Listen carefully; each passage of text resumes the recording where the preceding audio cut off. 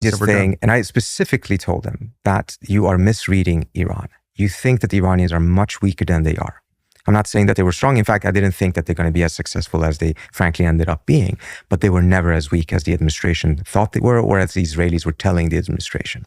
But also there was another major mistake, I think, in the administration's outlook on Iran. They thought that the Iranians feared war more than they feared capitulation and surrender.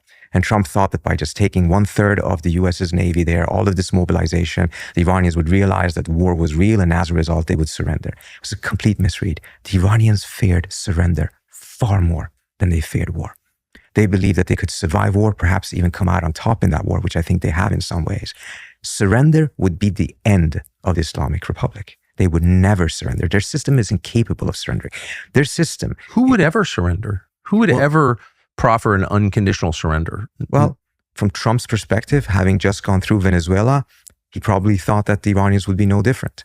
But they were very, very different. It's very important to understand right now the difficulty they have had in getting their system to agree to this deal. And as I mentioned, some of the ultra hardliners are dead set against this. A surrender would require a full consensus. And there's no way they could ever get that in that system, particularly if you don't have a strong supreme leader that can actually push it through. And the new supreme leader is just weeks into his job and was not really necessarily expecting to get that job, particularly not in this manner. So surrender was never in the cards. And I try to make the case to them that this is going to lead to you, if you think you're bluffing, but they are going to fall for your bluff, you're going to actually actualize this bluff, and it's not going to work out the way you thought at all. So I do think that obviously we're worse off. So you gave that advice. I think you said that in public as well. I did, yeah. What kind of response did you get? Very little. I mean, they were taking note, but nevertheless, never got a real response. And it seemed to me, of course, I didn't have access to Trump himself, that his mind was set and that it was really difficult for anyone on the inside to be able to change his mind. Why he had reached that position. That's clearly true. Yeah. Why he had reached that position, I have less insight into. But I think over time, that perception he had of Iranian weakness had been reconfirmed over and over again, because the Iranians did not respond as harshly as they could have against the attack on Fordo, for instance.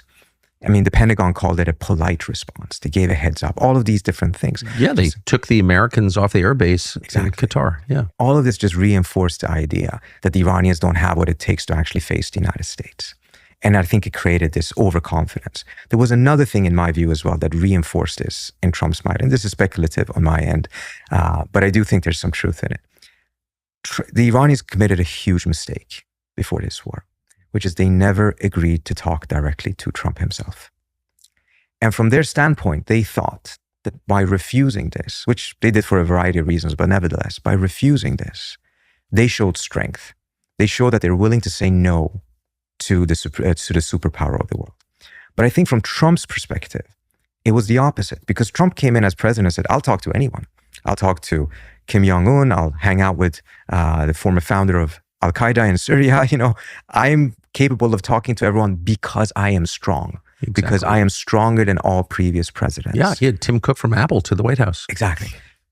But in the inverse of that, of course, is that if someone else is not talking to you and are unwilling to talk directly to you, that's not a sign of their strength. That's a sign of their weakness. Yes. Because Trump again believes that talking to other people is a show of strength.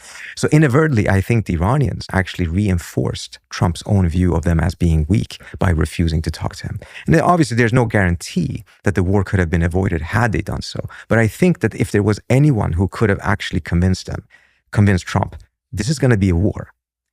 They're not going to capitulate. You might want to rethink this. And you might want to rethink the entire idea that you're going to get them to surrender at the negotiating table or anywhere else. The only ones that ultimately could have done this would be the Iranians themselves. And they stood up that opportunity. They had plenty of opportunities.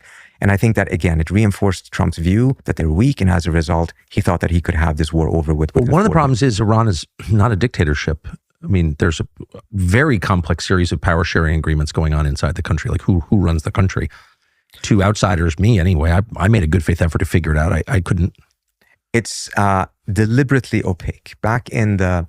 That's on purpose. Yeah, exactly. Back in the 2000s, the Iranians had a deliberate policy that they called simulated irrationality, in which they want... Simulated irrationality? It's essentially their version of madman theory, in which they, on the one hand, wanted to make sure that they were seen as somewhat irrational, because if you're irrational, the other side has a greater difficulty calculating what your next move is.